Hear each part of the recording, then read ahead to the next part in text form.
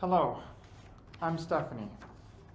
I don't belong anywhere, I don't belong to a group, and I am alone. I've lost many friends over my views. Let me start at the beginning.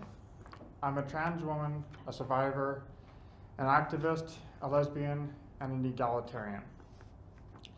I try to belong to many groups. I have a problem. You see, I'm a misfit, and I'm kind of proud of it, because I have an independent mind. I am a Christian and I attend a Mennonite church. I live with my parents and they are now more accepting than they have been in the past. But they still call me by my old name, pronouns, and they call me their son. This is very defeating, but I am trying to work with them to come around and respect the process. I am LGBT, but because of ideological differences, I've lost a handful of friends, and this hurts me. I felt rejected.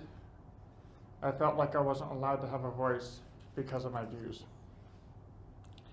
I've had arguments online, and because I didn't agree ideologically with some trans women, I was told that I am not a trans woman, and that I was just a confused cross-dresser.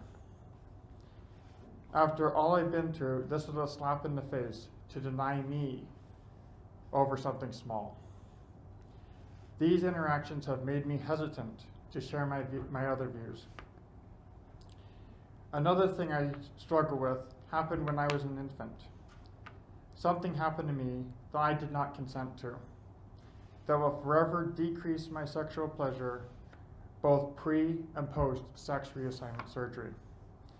The euphemism used was circumcision, but I think female genital mutilation is a better term as it affects me as a woman. I feel absolutely violated.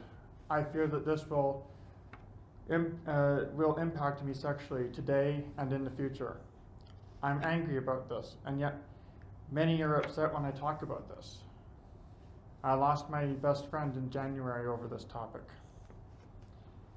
It's not all bad stuff being trans. In fact, I've been on hormones for 18 months. I remember the giddy, joyful feelings I had when I started on estrogen. It was finally happening. I remember last year when I lost my job. I took that opportunity to legally change my name. I was nervous, and I had my best friend at the time help me by just being there while I sent in the forms. I remember how overjoyed I was when I got my name change certificate on Easter weekend.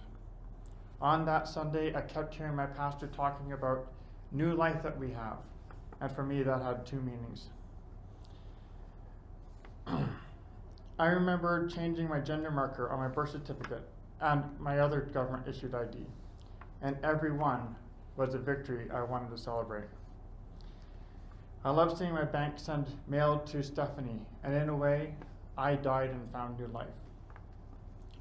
Basically, any group I think I have belonged to, it has been superficial at best, because I'm a jigsaw puzzle piece that wasn't cut properly or so distorted from the other puzzle pieces that I only appear to fit. I hope one day to belong.